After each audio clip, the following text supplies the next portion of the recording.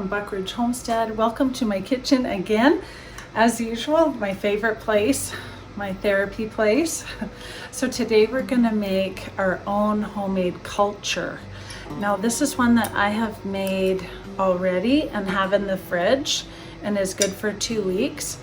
Well, 10 days to 2 weeks. So the fresher, the better, because you want your cheese to turn out. But let's go ahead and get started, and I'm going to teach you how to make the really simple culture so that you do not need to go get the Mesophilic culture if you don't have the money for it or don't have access to it. But if you do want to get the other culture and you don't want to bother with this culture, you can get it on Amazon at any cheese making supply company. I use Berry Hill Farms cheese making and I just love them. But I have both, but today we're going to be making our first recipe of cheddar with our homemade culture, and that's why I want to show you how to make it, because I want to show you the simplest way you can do everything from home with the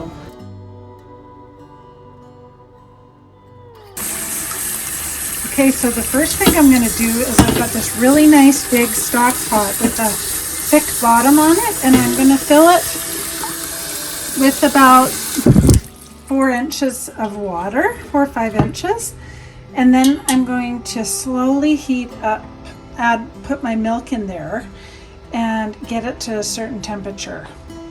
So now I've brought it to my stove, and I've got the stove on medium heat, and I'm just going to warm up the water really slowly because we don't want to break any of our jars. And this, you can see this is a nice heavy bottom pot. If you don't have one, you can put a pot with water underneath, like a double boiler style. Okay, so all we need today is some skim milk, buttermilk. Neither of these can be ultra pasteurized. These are just regular pasteurized. And you can also use raw milk if you have it. That would be great too, but you really need to use the skimmed part of the milk. You need a thermometer and 2 canning jars. Okay, so I've got our 2 canning jars here, and what we're going to do, this is the regular store-bought buttermilk. Now you buy the smallest one because that's all that you'll need, and you can also freeze it. So in this one, we're gonna add half a cup of buttermilk and just a little drop extra from what I won't be able to get out of the jar. And in this one, we're gonna add 3 cups of milk.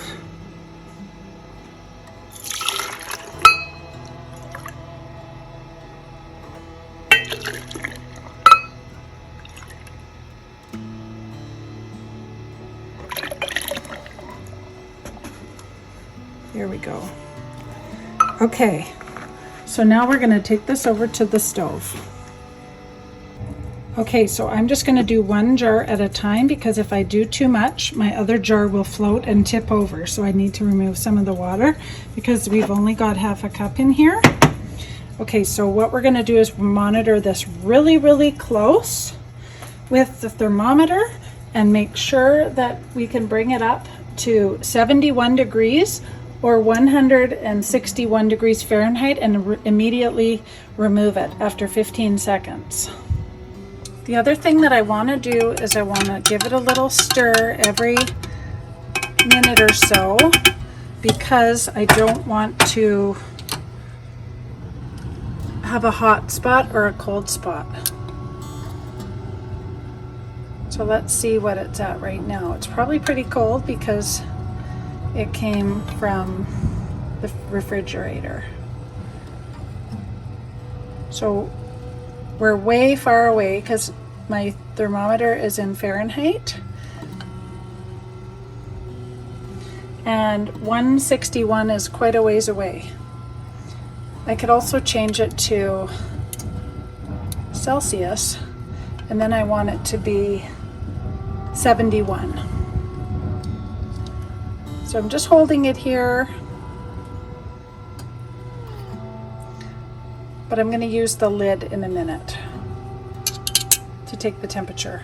So most thermometers have a lid with a little hole that you can slide your thermometer into if you have a round one, and then you can lean it on the jar. You just have to take it out every couple minutes to make sure that you're not getting it, you're not going to miss the temperature that you need to take it out. So we're at 31 and it's slightly going up. I'm just going to turn my water on a little bit lower so it goes a little bit slower, because you want to take your time doing this, and you want to take the thermometer out every once in a while and give it a stir.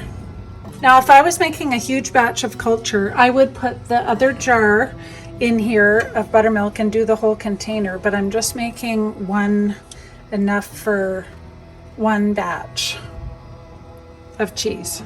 So you can see that the temperature is really climbing. We're almost at 40 and it's only been about 5 minutes. So you just want to stay really close and keep an eye on it. But you guys, you can totally make this at home. It's super easy. And it does take time, but it's not difficult. I just want to show you the different types of thermometers you can use.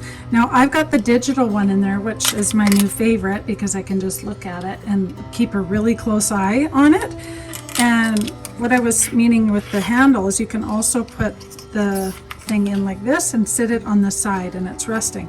Now this one's a little bit better because it's a little bit got more accuracy, and this one is no good for cheese making because it's too vague. It only goes up by 10 degrees.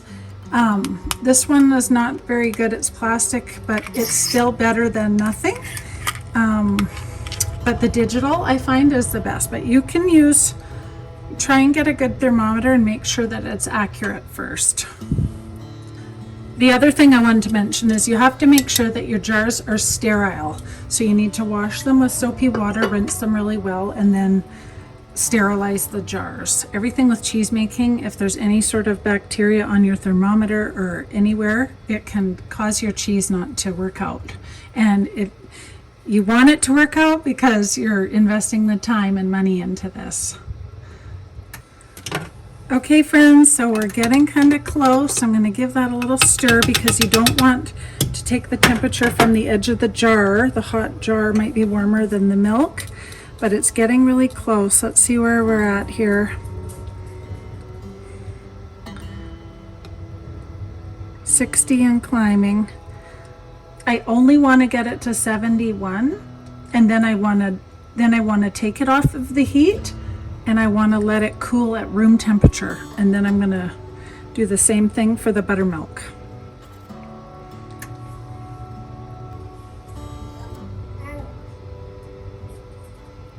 All right, you guys. Well, the temperatures went down, but it's climbing down because I took it out, but it was at 71. So let's go ahead and take this jar out. It's not hot. And we're going to put that on my butcher block to rest and come to room temperature. Now I'm going to dump some of this out and do the exact same thing with the buttermilk. Okay, so now I've got my buttermilk in here. Let's see what it is at. Quite cool. Now this is going to get to 71 a heck of a lot faster than the other one because there's only a small amount in my jar. So I'm really going to watch this one close.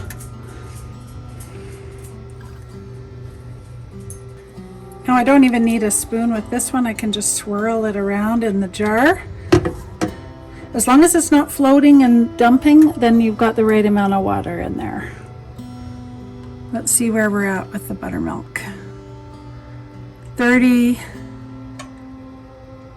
35. Okay, we're 35 and climbing. We got to keep going to 71, or like I said, 161 Fahrenheit. Okay, so now I'm letting this cool and come to room temperature on its own, and you can see the milk looks so nice, and you can see that the buttermilk has started to separate it right before it, about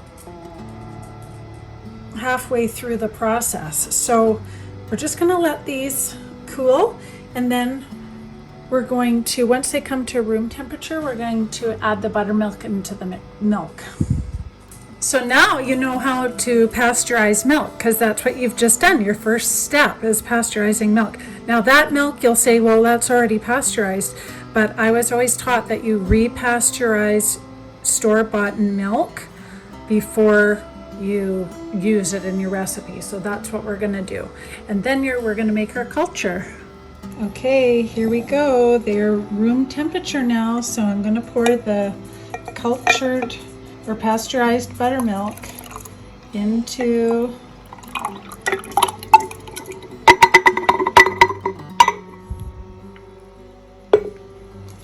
the milk.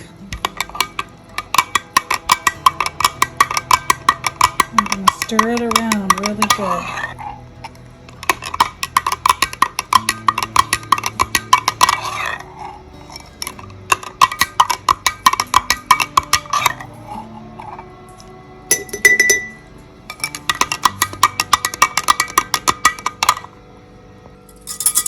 Okay, I'm whisking this around now and I don't have any lumps left. And now I'm going to screw the lid on and leave it overnight on the counter.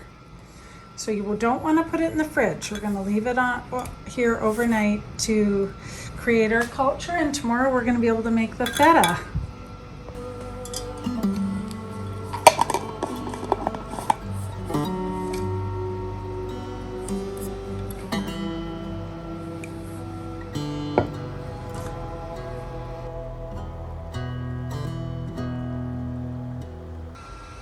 Okay guys, it's the next day and you've got this beautiful culture that has been sitting here overnight. It's now ready to use. Sometimes it will get nice and thick and beautiful and other times it won't, but I find that both ways that work perfectly well.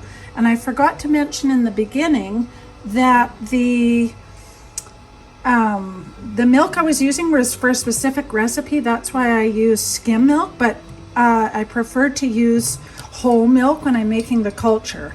So I'm going to write a note in the beginning of the video to note the culture is best made with the whole milk or the raw milk. So yeah, there you go. So now for when the recipe calls for usually around half a cup of culture, you've got your own. And this will last, in the fridge probably like 10 days. So you can make quite a few batches of cheese with this culture. You could also do a smaller version if you weren't going to make lots of cheese. So I hope you enjoyed that. That was fun making this culture video. I hope you're going to give the cheese a try. And in my first video in the series, we're making a soft cheese, and then second video we're making a cheddar cheese. So I hope you'll join me for that. And yeah, we'll see you next time. Have a great day. Bye, friends.